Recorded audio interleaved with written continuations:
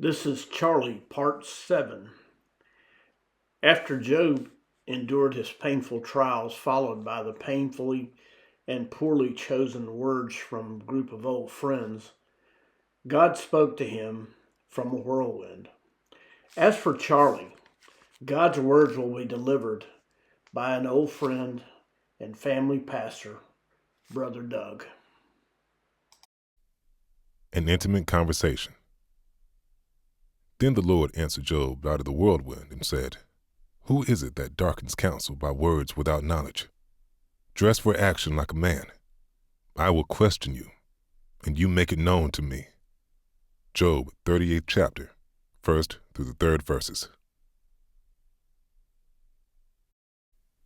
Defiance. March 5th, 2018, Monday morning. Charlie spent the weekend wrestling with the sudden death of his best friend. He went back and forth, from times of tear-filled brokenness to anger and injustice he felt, to periods of shock and disbelief.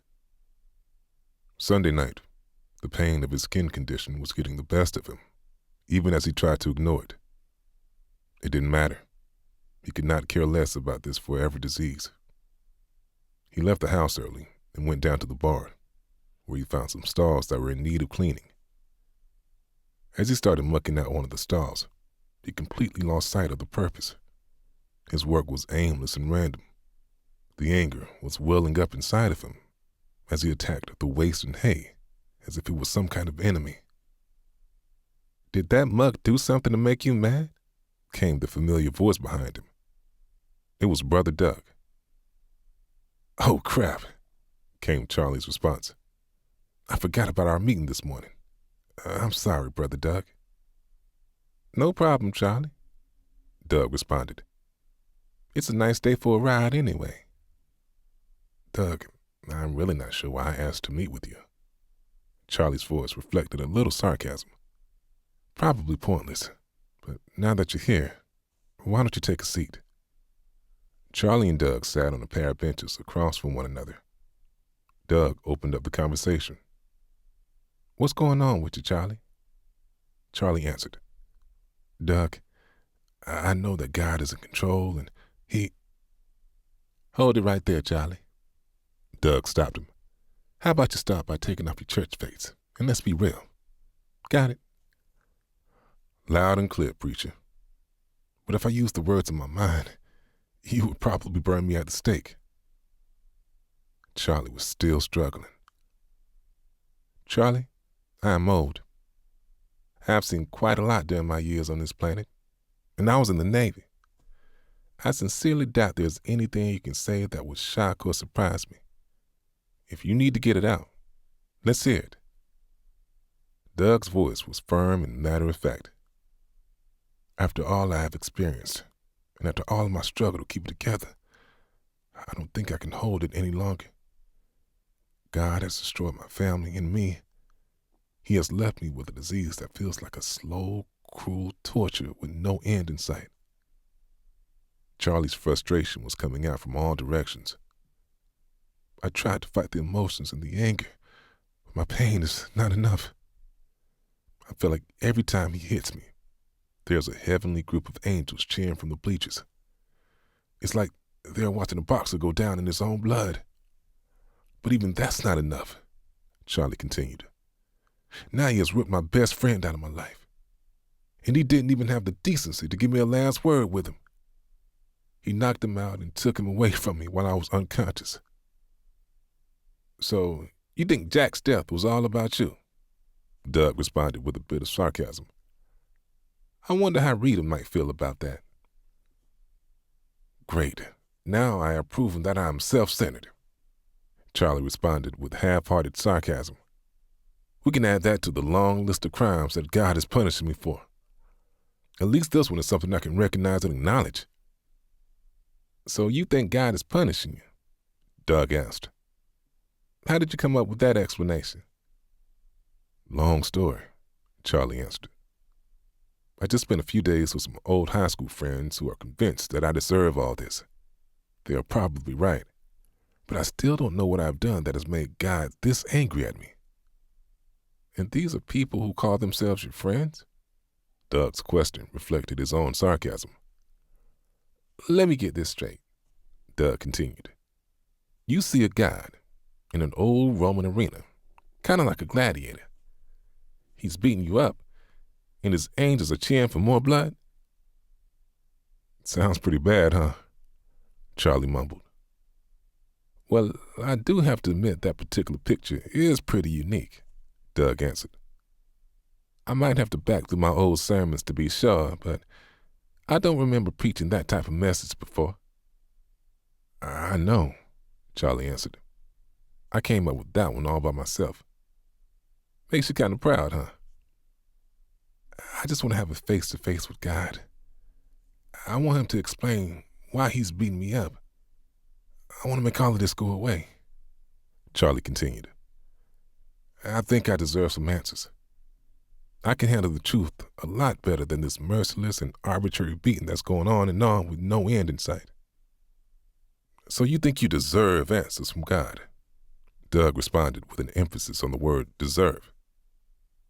I think I know where we can start. Are you willing to take some time and walk through this with me? I really don't see what that will accomplish, Charlie answered. My issue is with God. I want him to put me on trial. I am ready for that fight. At least then I will have a chance to defend myself. Charlie's voice was growing defiant. Doug remained compassionate and patient. His years of experience and his wisdom had trained him for this day. This was going to be a battle for Charlie's heart. That's pretty graphic. You're in the ring with an old gladiator, and you are ready to take him on. How do you think that will go? I don't know, and I don't care. I just know I'm ready for the fight. Charlie was immovable. I can't speak for God, but I suppose you're not going to enjoy the answer. Doug's words were firm and instructive. I think God might well answer you by telling you to dress for action. Put in your big boy pants. Buckle up your chin strap if you think you can. You really don't know what you're asking. Charlie, my offer still stands. If you're willing to listen, I am willing to take a walk with you. Doug looked directly in Charlie's frustrated, tear-filled eyes. Charlie? Charlie whispered. Fine. I would rather listen to you than anyone else. Charlie, I want you to read Psalm 19 this afternoon, Doug instructed him. I will be back over here around 6 o'clock tonight. Andromeda, March 5th, 2018, 7 o'clock p.m. Charlie followed his pastor's assignment. He read the familiar words of Psalm 19, but he was struggling to apply them to his own condition. Why did Doug want him to start there? He wondered. The heavens declare the glory of God, and the sky above proclaims his handiwork. Day to day pours out speech, and night to night reveals knowledge. There is no speech, nor are there words, whose voice is not heard. Their voice goes out through all the earth, and their words to the end of the world. In them he has set a tent for the sun, which comes out like a bridegroom leaving his chamber, and like a strong man, runs its course with joy. Its rising is from the end of the heavens, and its circuit to the end of them, and there is nothing hidden from its heat. Psalm chapter 19, 1st through the 6th verses. When Doug arrived, he asked Charlie to take a ride with him in the Kawasaki Mule. They went up the hill where Charlie used to go for his quiet time with Bandit and Harley. Looking north, one could see the night sky clearly, and without a lot of interference from the artificial city lights coming from the surrounding towns. The night sky was clear. The temperature was in the low 40s. God has graciously given us a beautiful, clear, crisp evening, just for this purpose, Charlie, Doug observed. Did you read Psalm 19 like I asked? I did, Charlie answered. Charlie, do you know what David meant when he said, the heavens declare the glory of God? Doug inquired. I think so. I don't know. Probably something I don't fully understand. Charlie wasn't sure where Doug was going with this. Charlie, God's glory is something we cannot fully comprehend. There is nothing like it. When he reveals his glory to us, he only gives us a tiny glimpse of what that's about. He gives us just enough for us to take it in without being totally overwhelmed. Charlie, what do you see? Doug asked. I see a beautiful canopy of stars and a moon that is not quite full, Charlie answered. I've always loved the night views from here. Before astronomers came along with their telescopes and measuring devices, and before they started charting the movements and cycles of the planets and stars, before they even realized that the Earth moved around the sun and not the other way around, before all of that, a night sky like this looked like an amazing display of God's handiwork, Doug observed. Yeah, and then science came along and reduced it to charts, maps, and equations, Charlie responded. Not really, Charlie, Doug answered. You see, the more we, as humans, study and understand the stars and the planets, the more we should be amazed by its detailed design. It's not just a picture painted against a dark canvas. Man has observed its cycles and used them to mark times and seasons. The more we know about them, the more we realize how much we still don't know. As Christians, we get to see God's handiwork in the complexity and interdependence of every star, moon, and planet in the universe. That could never have happened by accident. At that point, Doug pulled a small telescope out of his bag and began setting it up. You have a telescope? Charlie was surprised. Hey, Charlie, I may be a preacher, but I do have other hobbies and interests too, Doug responded. Charlie, let me get this lined up. I want to show you something that I find fascinating. Charlie was more than curious. How could a telescope help him understand what he was going through?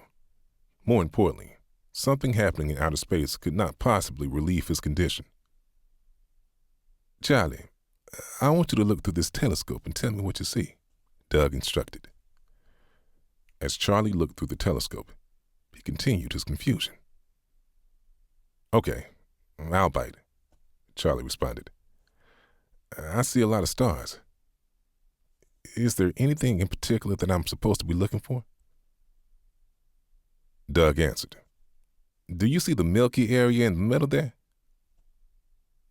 I see it. I just figured it was a smudge on the lens, Charlie answered. Charlie, the smudge is the Andromeda Galaxy. It's the only other galaxy that we can see from here, and it is 2.537 million light years away. That means that the light traveling from there will not arrive here for more than 2.5 million years, Doug told him. And there are many more like it that we cannot see. Imagine the expanse of the universe that God created, controls, and sustains by his own hand. But Genesis chapter 1 verse 14 tells us that the lights from the heavens appeared in one day. Doug held his open hands to the sky as if measuring its breadth. If it takes 2.5 million years for the light to get here, how can we see it now? Even if God created it on day one, we will still have millions of years to wait. How can that be? Charlie, I don't know what the night sky looked like in Adam's day. Maybe it was a handful of stars, or maybe it was a canopy of lights we can see tonight. The closest stars are a little over 4 light years away. In order to fulfill Genesis 1 and 14, God would have had to create those stars 4 years before he created the earth. Genesis says it was accomplished in one day, and there are very few of them.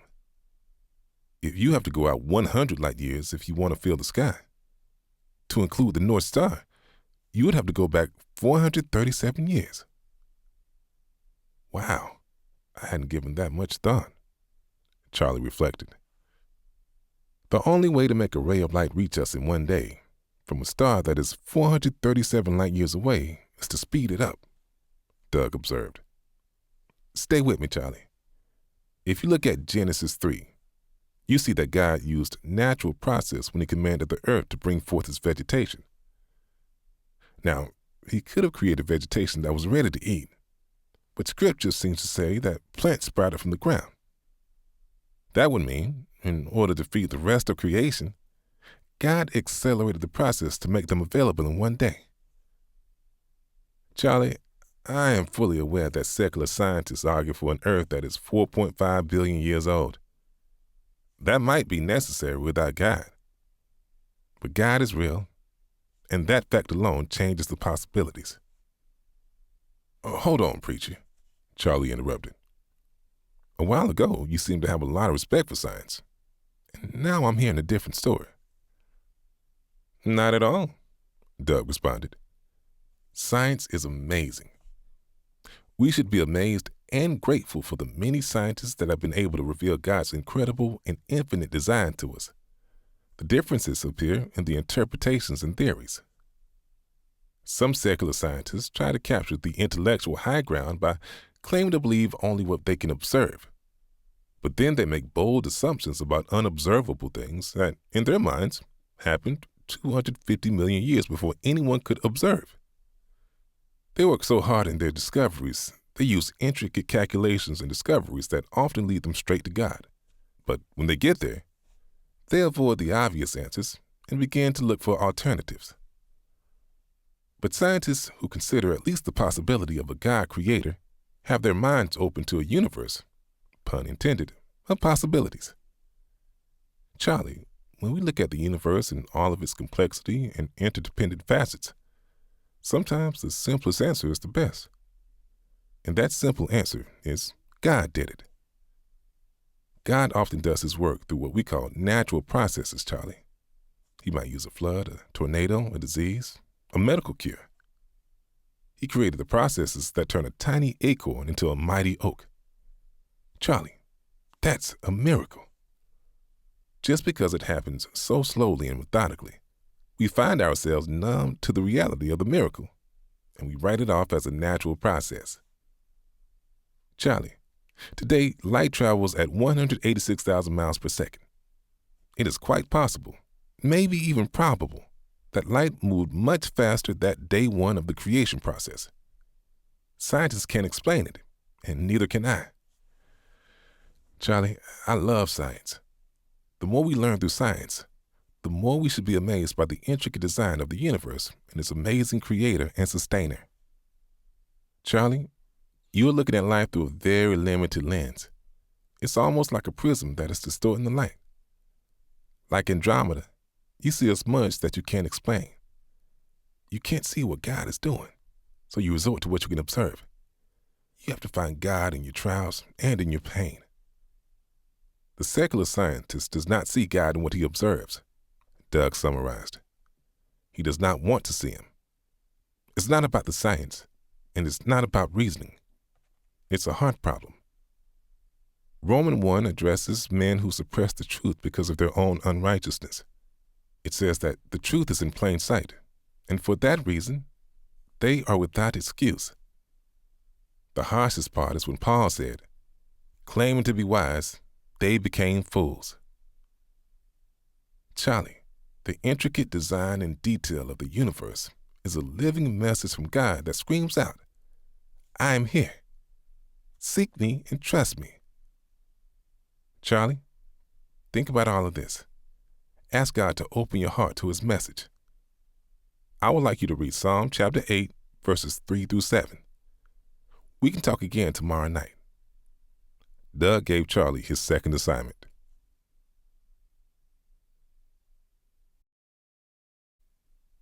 Psalm 8, March 6th, 2018, Tuesday. Charlie's physical discomfort, combined with Doug's words from last night, resulted in a restless night.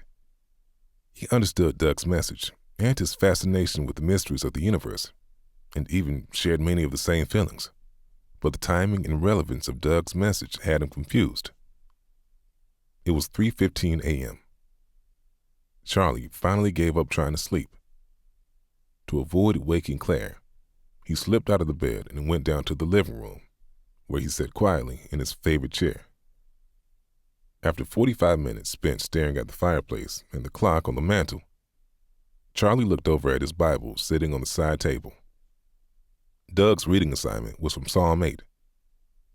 With some reluctance, Charlie said a quiet prayer. God, I don't have a clue where this is going. Please take me where you want me to go. His thoughts immediately reminded him of what Doug had said about Rita and her own grief. Claire, I need to ride over to Jack's ranch and see what we can do for Rita. She's 70 years old, and that ranch is pretty big. Jack has some good workers over there, but I need to make sure they're taking care of things. Charlie opened up his Bible and turned to Psalm 8. When I look at your heavens, the work of your fingers, the moon and the stars which you have set in place, what is a man that you are mindful of him, and the son of man that you care for him? Yet you have made him a little lower than the heavenly beings and crowned him with glory and honor. You have given him dominion over the works of your hands. You have put all things under his feet, all sheep and oxen, and also the beasts of the field, the birds of the heavens, and the fish of the sea, whatever passes along the paths of the seas. O Lord, our Lord, how majestic is your name in all the earth. The Creator of the universe, in all of his glory, has set aside a special place for man, Charlie observed. I thought I understood that already.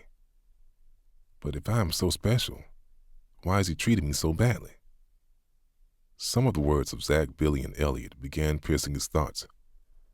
I'm still missing something. They say that God doesn't allow the innocent to suffer. They pushed me to find the darkness in my heart and deal with it. Then God will forgive me, and all of this will go away. And Doug, my trusted pastor for many years, he hasn't condemned me, but he hasn't given me anything tangible. I don't know where he is going with this. God, please help me to hear your own voice in all of this. It was around 11 o'clock a.m. when Claire and Charlie went to see Rita. Rita, Claire began, you know there's nothing we can do to remove the pain. We just want to let you know that we are here for you, and we love you. Jack loved you so much, Charlie. Rita cupped Charlie's hand in her ears. You were like the little brother that he never had. I will be all right. Jack hired some good men to help with the day-to-day operations of the ranch, but they aren't really qualified to manage it. Rita, I will help you anytime and in any way you need, Charlie responded. You just say the word. Riding back home, Claire observed, Charlie, I don't know how she's going to manage it. I don't know what her long-term plans are, but she seems to be open to us helping her. We just need to know how and where she wants us to be. I agree, Charlie answered. I'm not as physically strong as I need to be, but she has some younger, more able-bodied men that can meet those needs. I'm meeting with Doug again tonight, Charlie continued. Is that okay with you?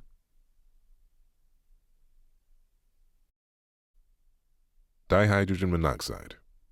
Tuesday evening, 6 o'clock p.m.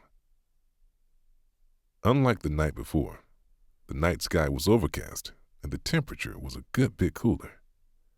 There had been a light dusting of snow earlier in the day, but no real accumulation.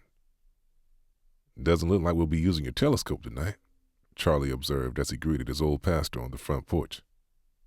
No, we won't need it tonight, Doug responded. Why don't you put us on a pot of coffee and we can just sit out here on the porch? Better yet, Charlie answered. I can get us a fire started in the pit and we can talk there. Years ago, Charlie had built a patio area behind the house that was complete with string lights, a stone walkway, Adirondack chairs, and a large fire pit in the center. They had used the area for family gatherings and community and church functions over the years. Doug, I read Psalm 8 this morning like you asked, Charlie began. But Doug cut him off in mid-sentence. That's great, Charlie. I noticed we had a light dust in the snow today. Charlie was confused. Doug asked him to read a passage of scripture.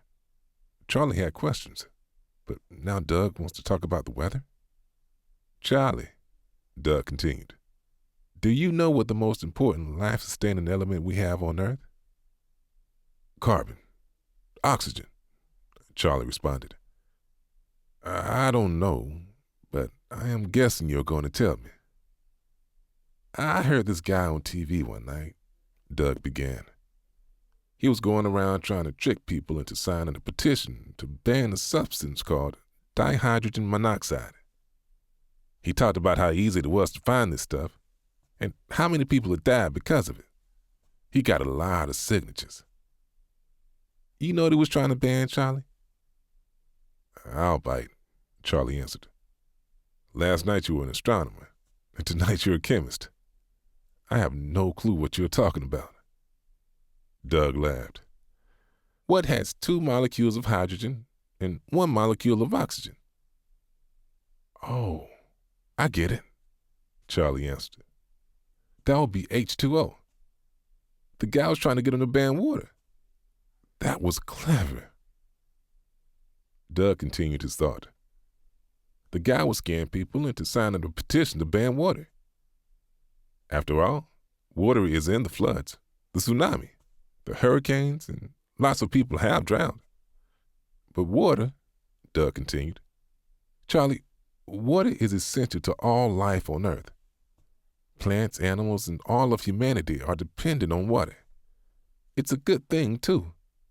Water covers most of our planet, and our own bodies are mostly water. When scientists look for life on other planets, they often look for evidence of water. So far, they have found water on a few planets, but it's not in liquid form. It exists in the form of vapor or ice. Water, in liquid form, is one of the things that sets Earth apart from other planets, and it makes us unique. Charlie, water is life-sustaining, and we have it in all 3 forms. In one form, God uses the sun to move the water from our lakes and oceans.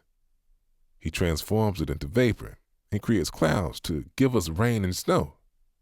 Charlie, that's a miracle of creation, and we take it for granted. We write it off as a natural process. Charlie, on the 2nd day of creation, God separated the waters in the heavens from the waters on the earth. On the following day, He used the land to create boundaries for the waters.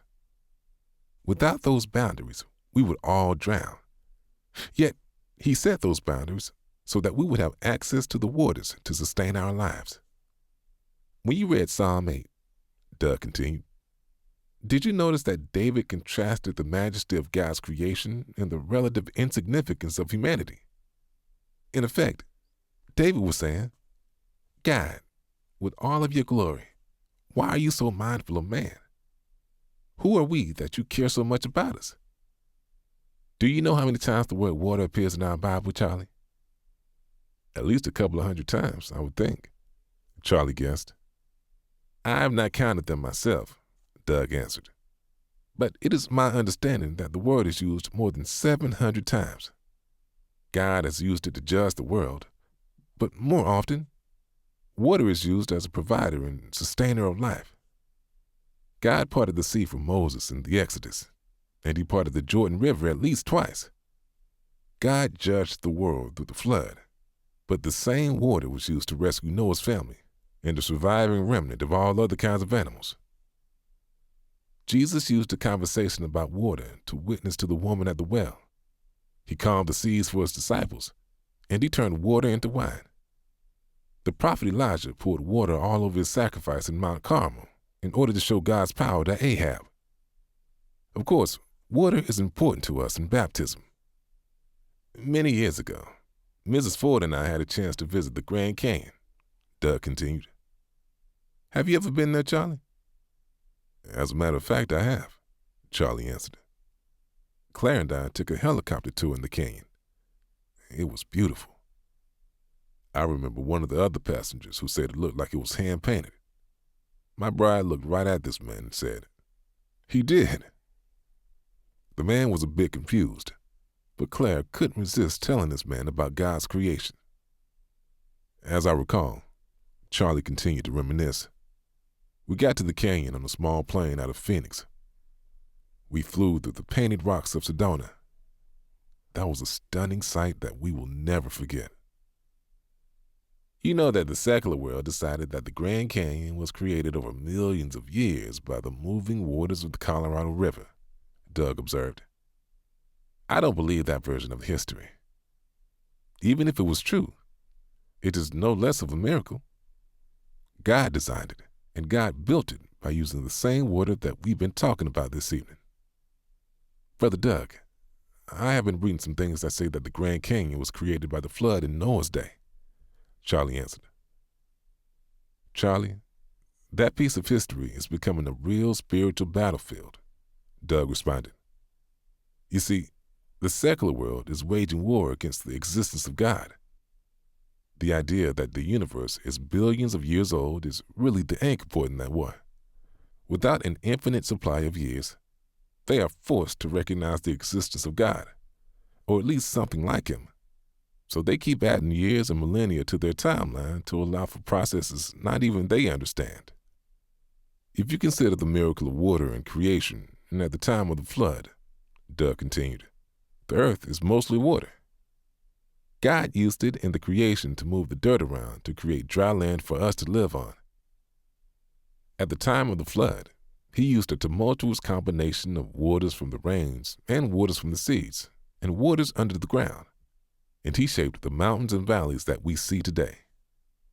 He gave us those painted walls of the canyon and the ones you saw at Sedona. Doug chuckled. And God used the same water that Claire used to make us this cup of coffee. Ever thought about that? Dihydrogen monoxide, Charlie quipped. One and the same, Doug answered.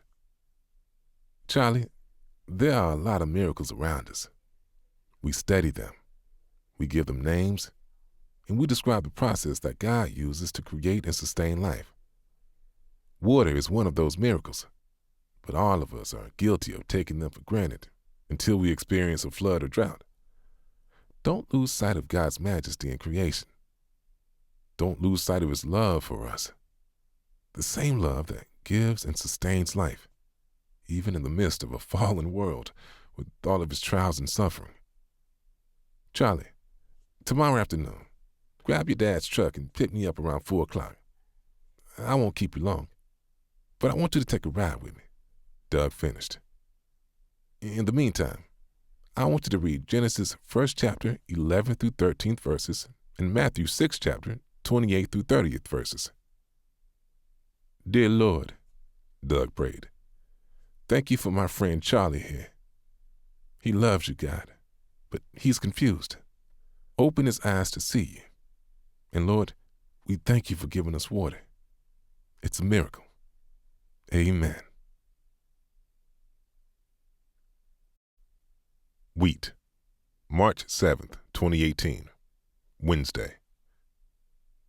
Like so many nights before, the itch, pain, and labored breathing made for a restless night for Charlie. He woke up exhausted. The temperature had dropped down into the mid-20s during the night. Around 4 o'clock a.m., he decided to give up the battle to sleep and went to the living room for his quiet time.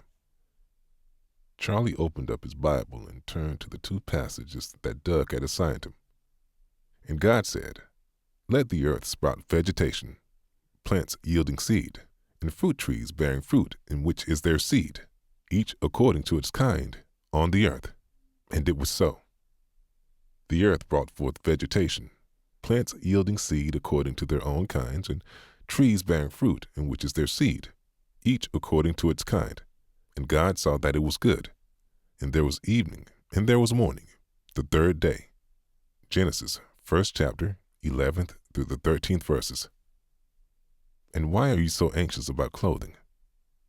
Consider the lilies of the field, how they grow. They neither toil nor spin. Yet I tell you, even Solomon, in all his glory, was not arrayed like one of these. But if God so clothes the grass of the field, which is today alive and tomorrow is thrown in the oven, will he not much more clothe you, O you of little faith? Matthew 6th chapter, 28th through the 30th verses. After reading the 2 passages, Charlie bowed his head. Lord, I really trust Brother Doug, but I'm still not sure where he is taking me. I've studied these passages before, and I thought I understood what they meant.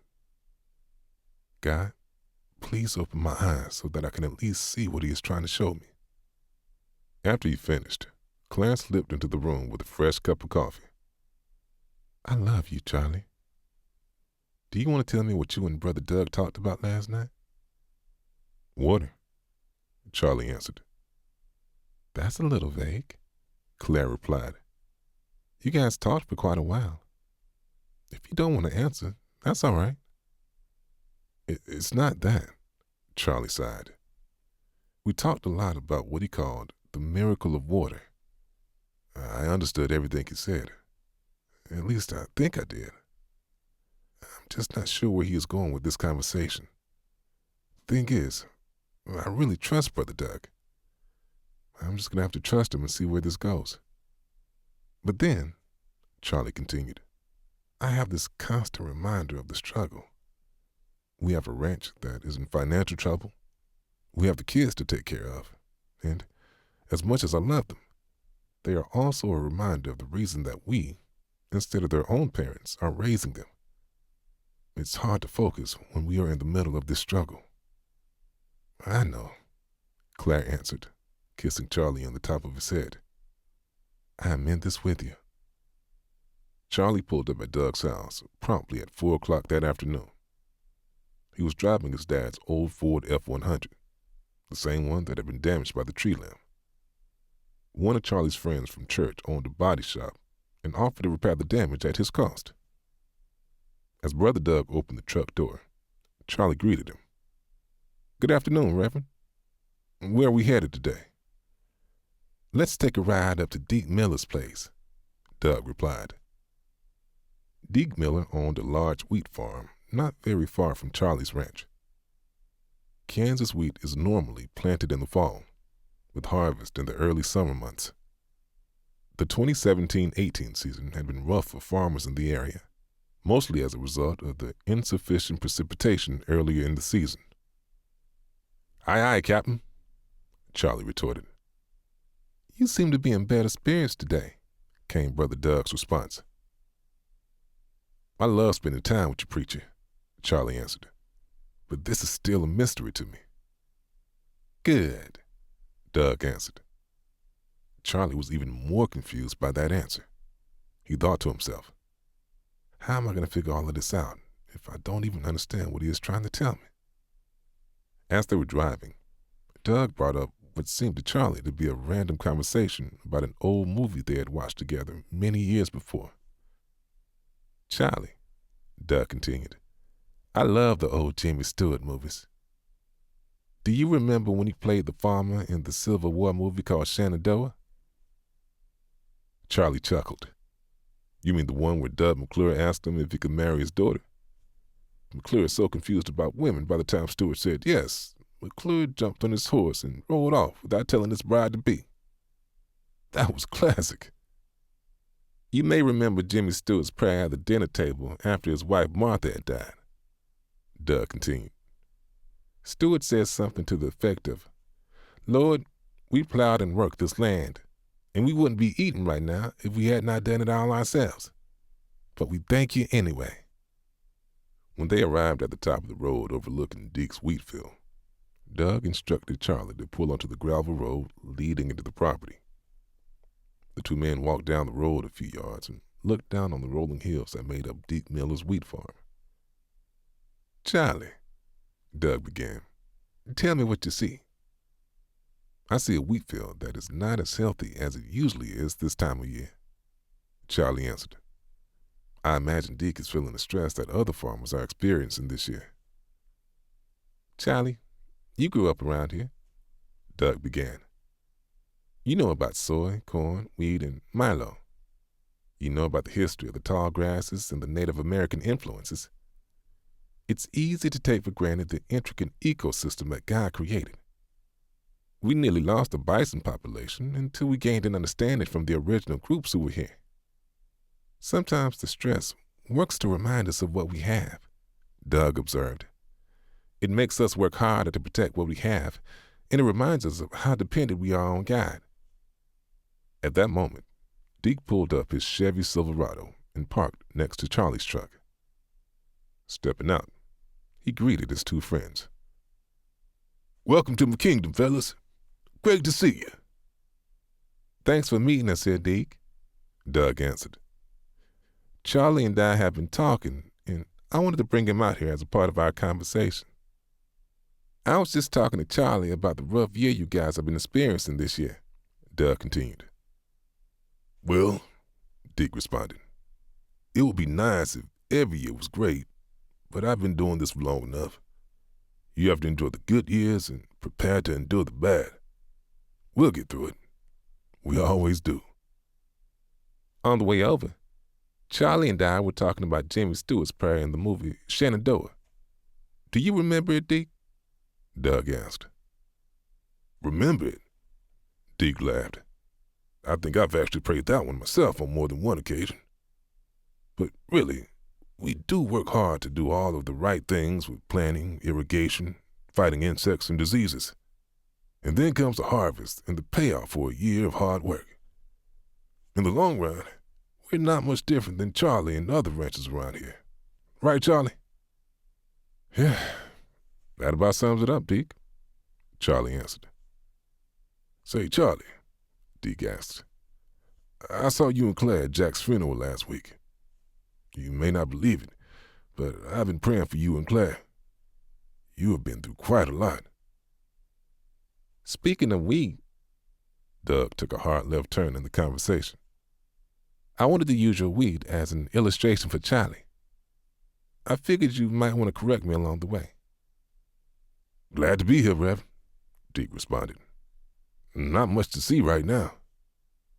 Doug knelt down by one of the small plants that was clearly struggling to survive. Lifting up its stem between his fingers, Doug looked at the two men. "You know, guys, it's easy to take this little plant for granted, but this plant will soon be putting food on someone's table. It will be life-sustaining. It is easy for those of us who grew up around here to get caught up in the daily grind. It takes hard work and long hours to take this field from this rich Kansas soil to the beauty of the golden waves of grain we will see in a few months. When I returned home from Korea years ago," Doug continued, "I was struck by the awesome beauty of these amazing plants. Growing up around them, I took them for granted. I hardly noticed them. But when I came back home after being away for a while, it was like I was seeing it for the first time. I was seeing it the way visitors get to see it. In my younger years, I had a chance to tour the agronomy department down at K-State. Those guys are pretty smart. They took me through a detailed explanation of what it takes to grow this plant, the parts that make up each kernel of wheat, and how each part is designed to perpetuate its long-term survival and still feed millions of people." "We get so caught up in doing the work," Deke observed. "I guess we forget to take a step back and realize that what we contribute to the process is so little compared to what God has already done." "I love science," Doug continued. "I read a lot, and I understand very little of what I read. It always amazes me when I read articles about God versus science, as if it was some kind of competition. Some of those articles arrogantly tell us that science only considers what it can observe. They say that you can't observe God." Doug chuckled. "Those guys must be as blind as a bat. The truth is that the non-Christian world has to work overtime to ignore the unfathomable majesty and intricate design that shouts his holy name." Doug continued his mini sermon. "It frustrates me, and yet it is almost comedic to watch these people analyze creation, observe its infinite detail, and use their own, dare I say, God-given minds and talents to use that creation to produce products, foods, medicines, and more that benefit us every day, and then tell us that they can't find God. Charlie, can you tell me what Romans chapter 1, verses 20 through 22 says?" Doug asked.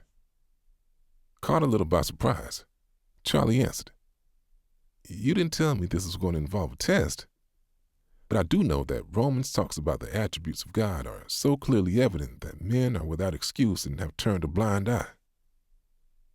Well, I was hoping for a direct quote, Doug chuckled. But you're all right.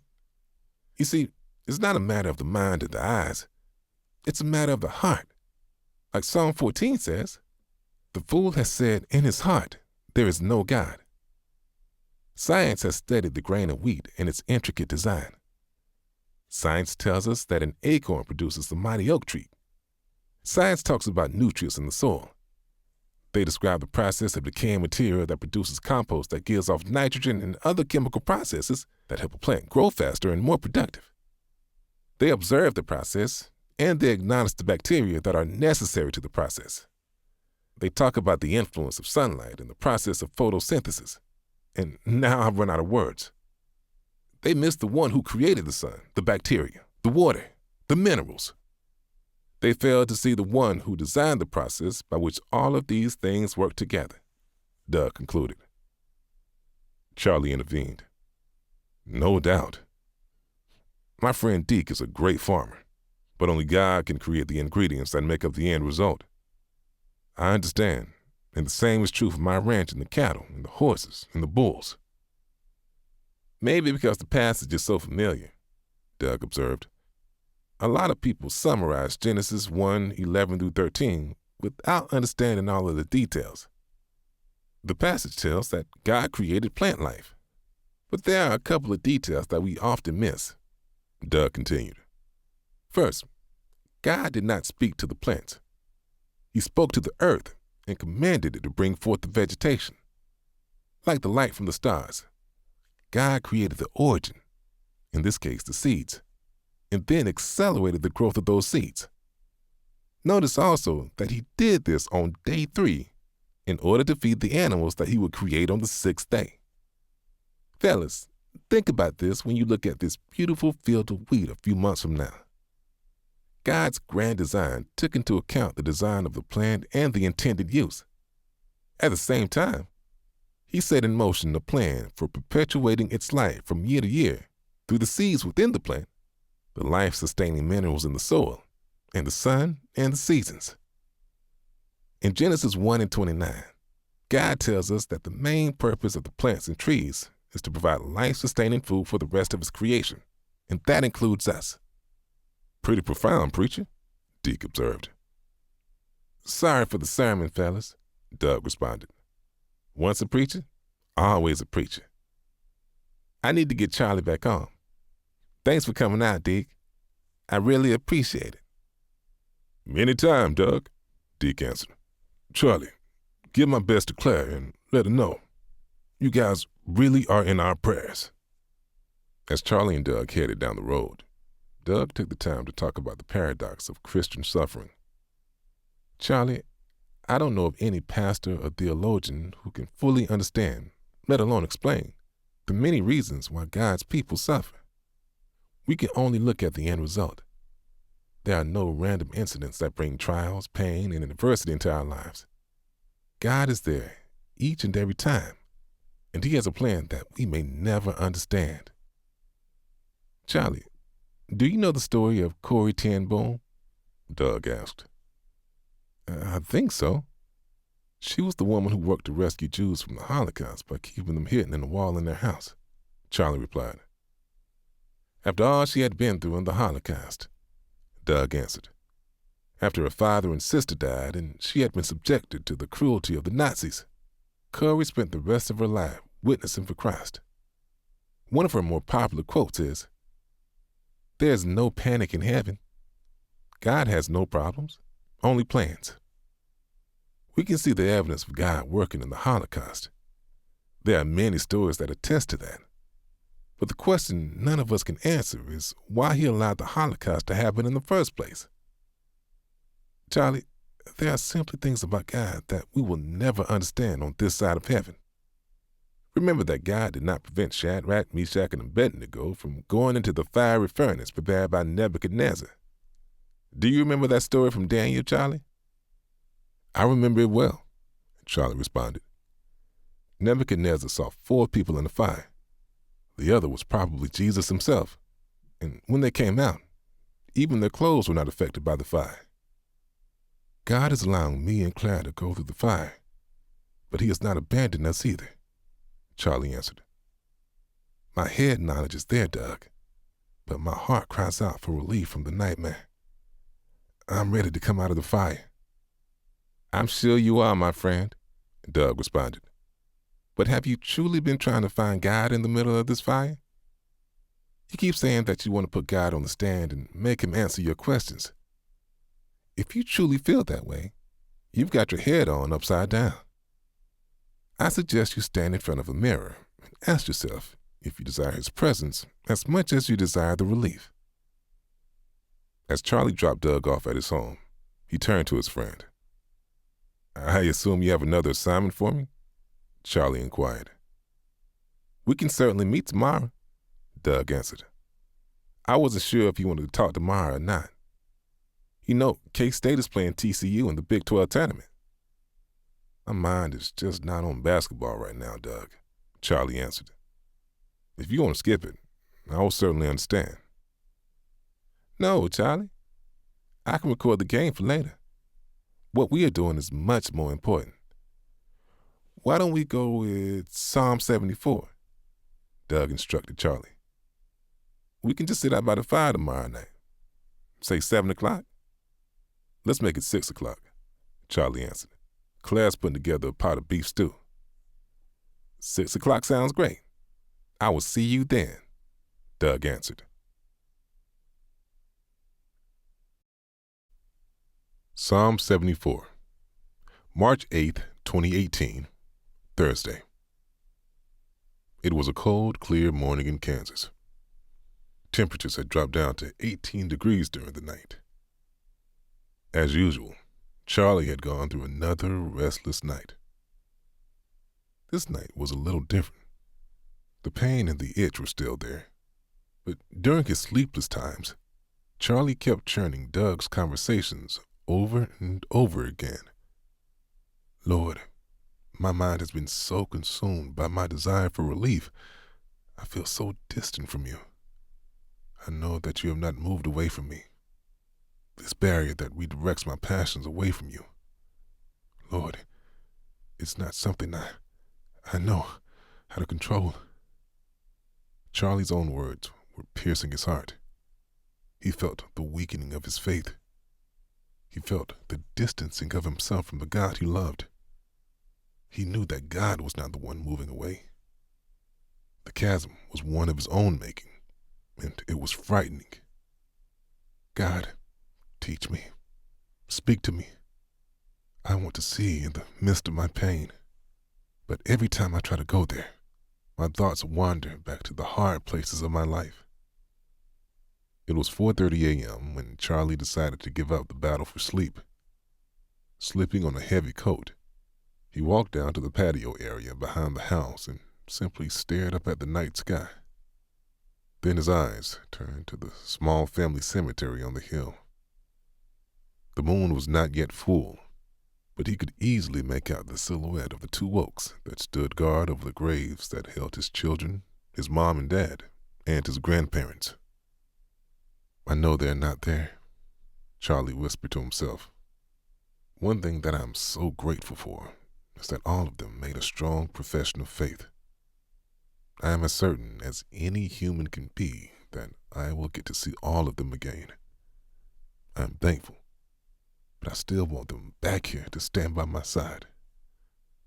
As Charlie walked up the stairs to the back porch, Claire met him at the door with a cup of freshly brewed coffee. Are you working on Doug's assignment? Not yet, Charlie answered. He wants me to read Psalm 74. I guess I better get started. Charlie sat down on the steps of the porch and began reading. Oh God, why do you cast us off forever? Why does your anger smoke against the sheep of your pasture? Remember your congregation, which you have purchased of old, which you have redeemed to be the tribe of your heritage. Remember Mount Zion, where you have dwelt. Direct your steps to the perpetual ruins. The enemy has destroyed everything in the sanctuary. Your foes have roared in the midst of your meeting place. They set up their own signs for signs. They were like those who swing axes in a forest of trees. And all its carved wood they broke down with hatchets and hammers. They set your sanctuary on fire. Psalm chapter 74, verses 1 through 8. As Charlie paused and reflected on the first few verses of the psalm, he began to see the connection with his own life. Lord, in my sinful mind, it feels as though you want to destroy what your own hands created. Charlie stopped again when he reached verses 9 through 11. The psalm was clearly directed at the nation of Israel, but he felt a strong personal connection with their words. We do not see our signs. There is no longer any prophet, and there is none among us who knows how long. How long, O God, is the foe to scoff? Is the enemy to revile your name forever? Why do you hold back your hand, your right hand? Take it from the fold of your garment and destroy them. Psalm chapter 74, verses 9 through 11. Charlie whispered a prayer. The nation of Israel was no longer able to see the signs. Their focus was on sin. Their desire was for the signs of the prophets. Father, maybe that is a reflection of my own battle. Lord, I want to see you and feel your presence in the midst of everything that is happening. Is it wrong for me to want to see you as well? But verse 11 hit him especially hard. Lord, why do you hold back your hand? Lord, I have the desire to see and understand, but my heart still yearns to know if and when there will be an end to the pain. He continued his reading and was reminded of God's awesome power and majesty. You divided the sea by your might. You broke the heads of the sea monsters on the waters. You crushed the heads of the Leviathan. You gave him as food for the creatures of the wilderness. You split open springs and brooks. You dried up ever-flowing streams. Yours is the day. Yours is also the night. You have established the heavenly lights in the sun. You have fixed all the boundaries of the earth. You have made summer and winter. Remember this, O Lord, how the enemy scoffs, and a foolish people reviles your name. Do not deliver the soul of the dove to the wild beasts. Do not forget the life of your poor forever. As Charlie closed his Bible, he whispered another prayer. God, it seems that the psalmist was pleading for you to use your mighty power to rescue your people. He acknowledged your awesome power over the creatures in the sea and how you control the stars and sun. But he is still pleading for relief. Lord, I want to see you. I want to really see you. Please help me take my eyes off of my trials and fix them on you. Charlie finished his prayer with a chuckle through his own tears. One more thing, Lord. What in the world is a Leviathan?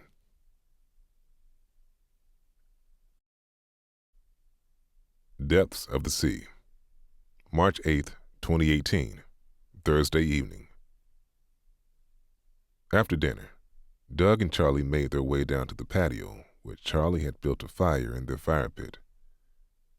It was a relatively mild evening, and the temperature had already fallen into the low 40s from its daytime high of 52 degrees. Tonight, it was Charlie who opened their conversation. Early this morning, I looked up on the hill where my children and parents are buried. Charlie pointed to the hill as he spoke.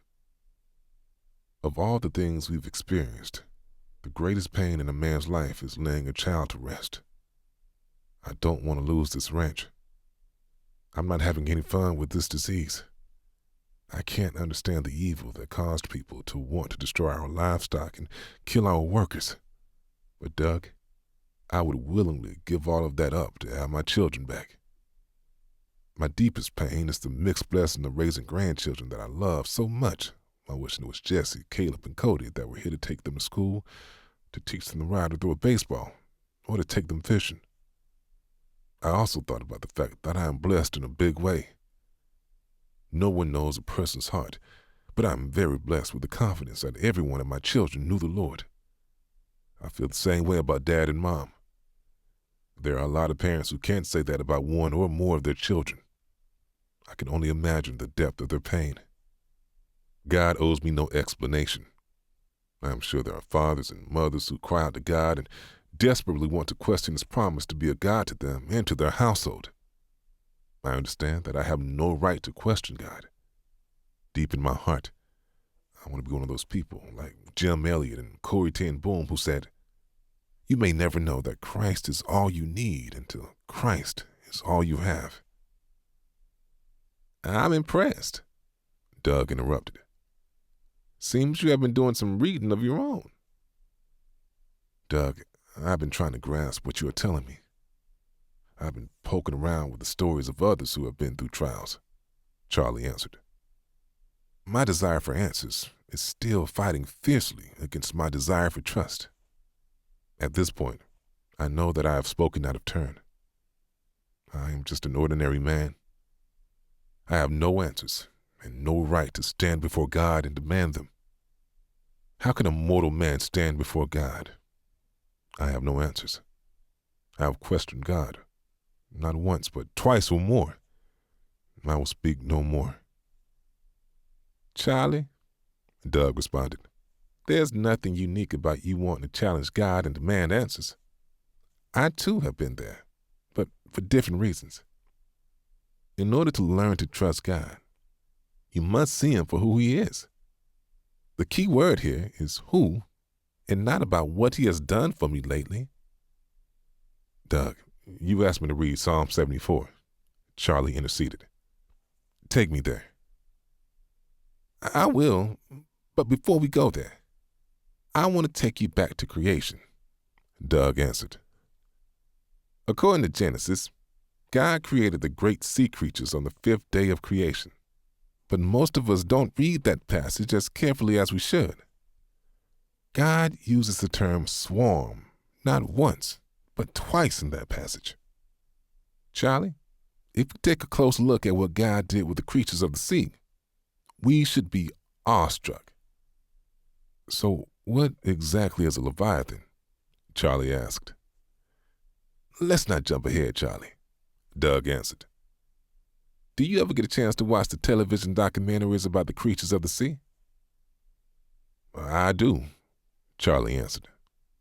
I am always fascinated by the variety of life and the way each type of creature makes its way through life. They have different ways of feeding, different ways of reproduction, and different ways of protecting themselves from predators. It can get pretty fascinating. Charlie, have you ever heard of the Mariana Trench? Doug asked. Isn't that the deepest part of the ocean? Charlie answered. Mount Everest is the highest point above sea level, Doug continued. It is roughly 5.5 miles to the top.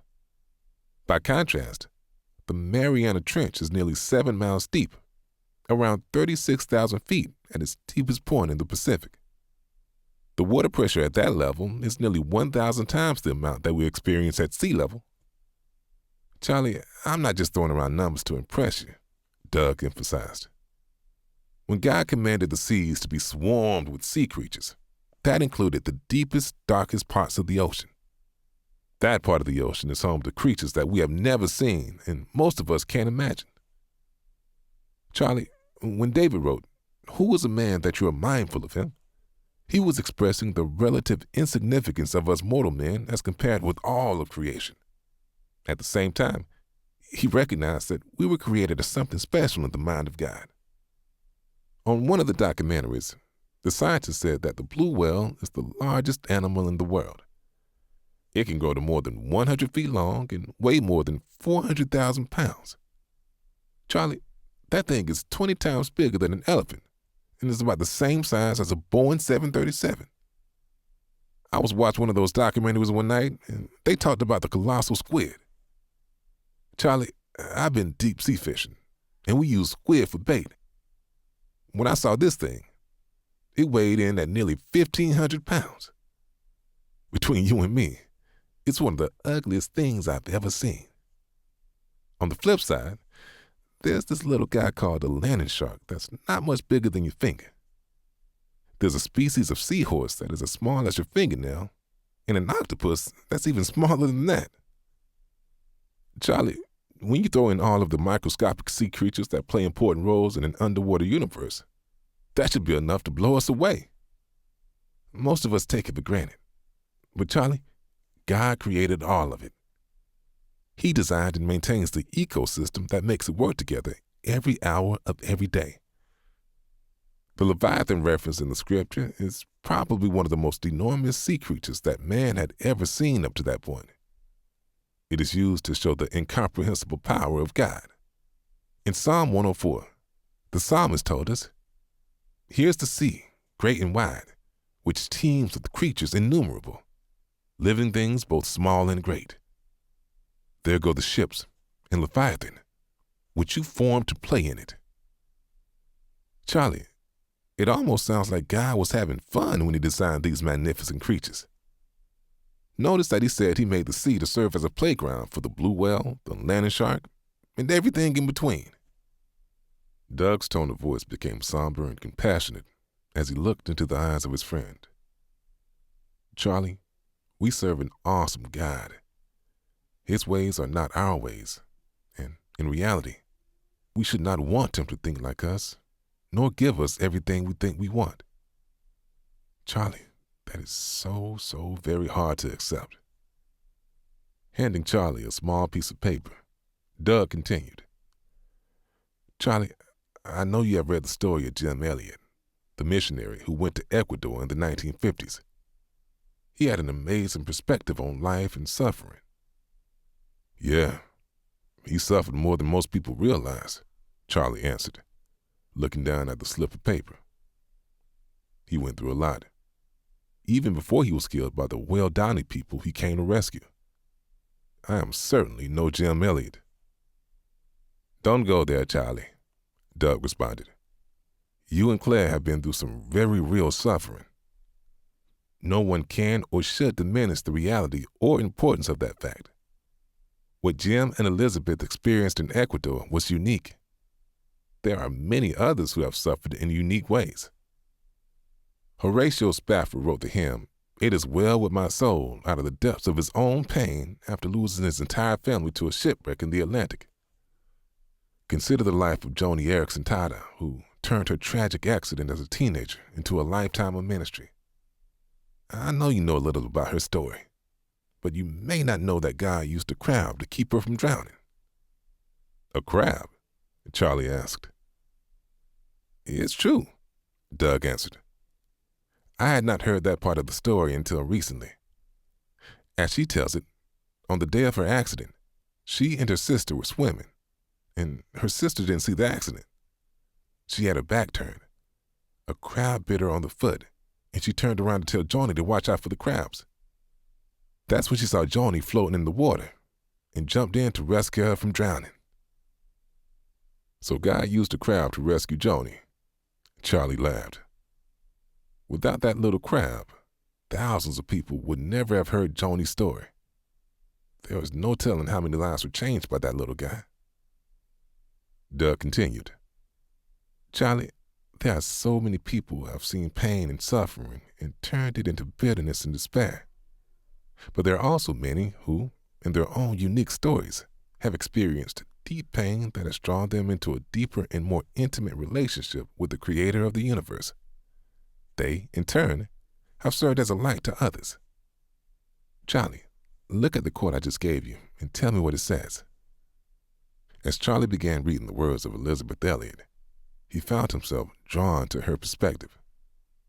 This hard place in which you perhaps find yourself is the very place in which God has given you the opportunity to look only to Him, to spend time in prayer, and to learn long-suffering, gentleness, meekness.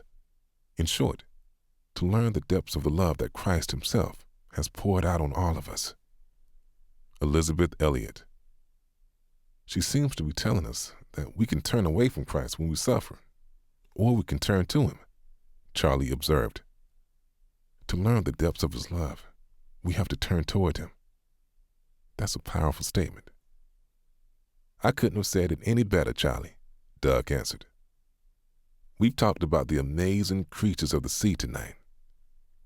I want you to be amazed at God's creative power, His indescribable ability to design, His wisdom and knowledge that put all of this together. Charlie, God's love for His creation is evidenced by its intricate design and the interdependent relationships that He put into place to provide and to protect these amazing creatures. But Jesus did not go to a Roman cross for the blue whale or the lantern shark. Jesus was beaten, scourged, humiliated, stripped of all His human dignity, and nailed to that piece of wood because He loved Charlie Christian and Doug Ford in spite of, not because of, all that we have done. Trust Him for who He is, not for what He may or may not do in an answer to our prayers for relief. Trust Him because of His infinite wisdom and matchless power. Most of all, trust Him because of His love for a Kansas cowboy and an old country preacher. Old country preacher? Charlie scoffed. Doug, for the past few days, you have taught me more science than I ever learned in school. Doug laughed. Doug, my friend, don't forget that I am an old preacher. Don't think for a minute that I have all of this information in my head.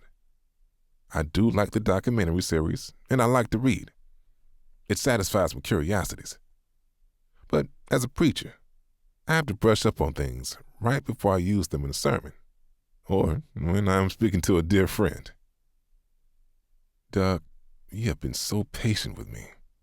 I really appreciate your wisdom. I'm so grateful for everything. At that point, Doug cut him off. Hold on now, Charlie. I'm not ready to let you off the hook yet. Buckle up your chin strap, cinch up your belt, and hold on to your reins. This rodeo ain't over yet. Charlie laughed. How many cliches do you think you can fit in one sentence? But I get your point. So what is my assignment for tomorrow? Charlie asked. Let's stay with Psalm 104 for now, Doug answered. Charlie, tomorrow is supposed to be a beautiful day. If you have time, let's take an afternoon ride out to Cricket's Creek. I'll need to borrow a horse, of course. How does 1:30 sound? It will also get us both in front of a television to watch the Big 12 championship game with KU, Charlie laughed. That's true, Doug responded. I would love to see the Cats pull off a big upset tomorrow night. Sounds great. Charlie was enthusiastic about the next chapter in their conversation. I will have the horses saddled and ready when you get here. As Doug pulled out of the property, Charlie walked back into the house and went to the bookcase in the living room. Claire greeted him. What are you looking for, sweetheart? Doug brought up some things about Jim Elliott that got me thinking, Charlie answered. You know, I have read a couple of books about him, and I have always been inspired by what he, Nate Saint, and the 3 other missionaries did in Ecuador in the early 1950s. Jim had an almost unbelievable attitude about life and suffering. For him, everything seemed to be about Christ. As he pulled down the book entitled The Journals of Jim Elliott, Charlie noted 2 quotes he had written inside the cover. Oh, the fullness, pleasure, sheer excitement of knowing God on earth. I care not if I never raise my voice again for him. If only I may love him, please him. Father, make of me a crisis man. Bring those I contact to decision. Let me not be a milepost on a single road. Make me a fork, that men must turn one way or another on facing Christ in me. As Charlie read the quotes aloud, he looked at Claire. I am and have been so obsessed and consumed with everything that we have gone through. It feels like Christ is living in the background shadows of my life. Where I once praised him and cherished my time with him, I have managed to reduce him to a powerless person that I have used to dump all my complaints on. Claire, Jim Elliott never went there, but I did. I have forgotten who Christ is. Charlie, I love you so much. Claire's words were simple but compassionate. I have always admired you and your godly leadership of our family. I think you are being too hard on yourself. But I have, Claire. I really have put Christ into a dark place in my life. I pull him out when I pray for relief, but my focus is not on him. I think that is what Doug is trying to tell me. Jim and Elizabeth Elliott endured hardship, but they never allowed their eyes to drift away from an awesome God.